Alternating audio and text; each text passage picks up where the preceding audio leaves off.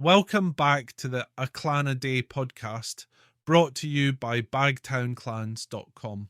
I'm your host, Colin MacDonald, and today we'll be taking a deep dive into one of the most illustrious and storied clans in Scottish history, Clan Douglas. Known for their indomitable spirit and sheer force of will, the Doughty Douglases left an indelible mark on Scotland's history, from the Wars of Independence to the eventual downfall of their power in the 15th century. Clan Douglas, originating from the Lowlands of Scotland, took its name from the Gaelic Dùbhghlas, meaning dark water, a reference to the river running through their ancestral lands in Lanarkshire. But there was nothing dark about their rise to power, as they became a beacon of leadership and strength in Scottish history. The Douglas family were not just noblemen, they were warriors, statesmen, and, at times, the true power behind the Scottish throne. The Douglas saga begins in the late 12th century, when William Douglas, the first recorded chief, witnessed a charter between the Bishop of Glasgow and the monks of Kelso. His grandson, Sir William Douglas, made his mark fighting the Norse at the Battle of Largs in 1263. However, it was during the Wars of Scottish Independence that the Douglases truly rose to prominence, fighting alongside none other than William Wallace and Robert the Bruce.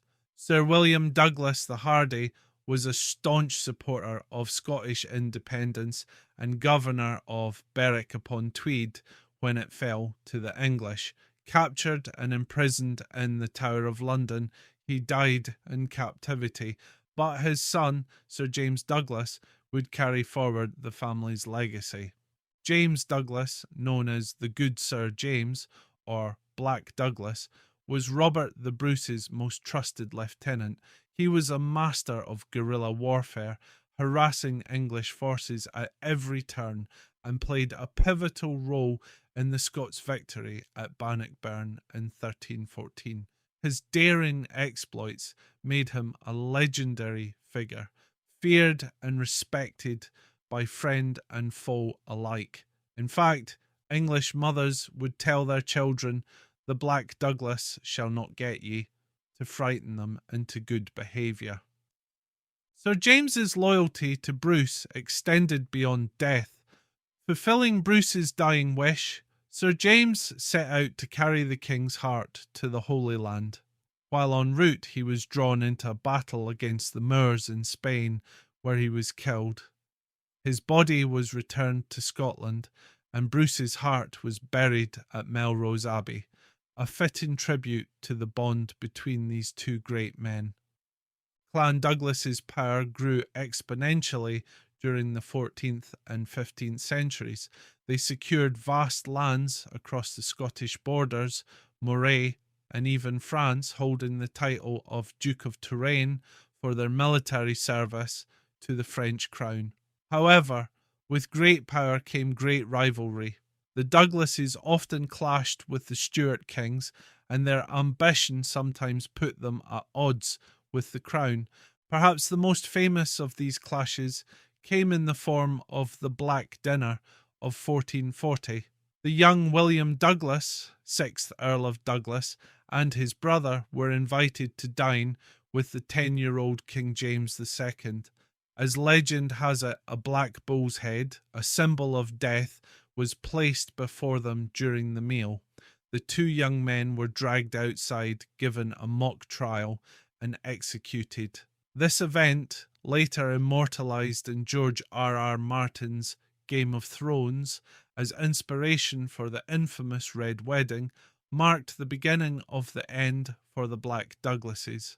But the family's troubles didn't end there. William's successor, James Douglas, 9th Earl of Douglas, rebelled against King James II, leading to the final destruction of the Douglas strongholds in 1455. The once mighty clan was effectively broken, its lands and titles forfeited to the crown. James Douglas fled into exile, and with him the power of the Black Douglases crumbled.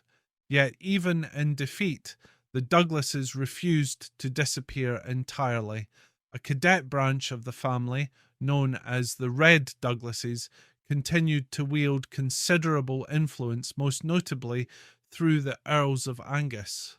Archibald Douglas, 6th Earl of Angus, famously earned the nickname Bell the Cat for his audacious challenge to King James III's corrupt ministers.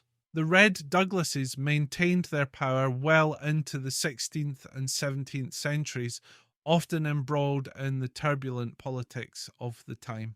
Today, Clan Douglas may no longer dominate Scottish politics, but their legacy endures. From their ancestral seat at Douglas Castle to their enduring cultural presence, the Douglases remain a symbol of Scotland's indomitable spirit. The Clan Douglas Society continues to celebrate this legacy, preserving the history of a family whose name was once synonymous with power and bravery. That wraps up today's episode of the A Clan a Day podcast. Thanks for joining me, Colin MacDonald, as we explored the fierce and storied history of Clan Douglas.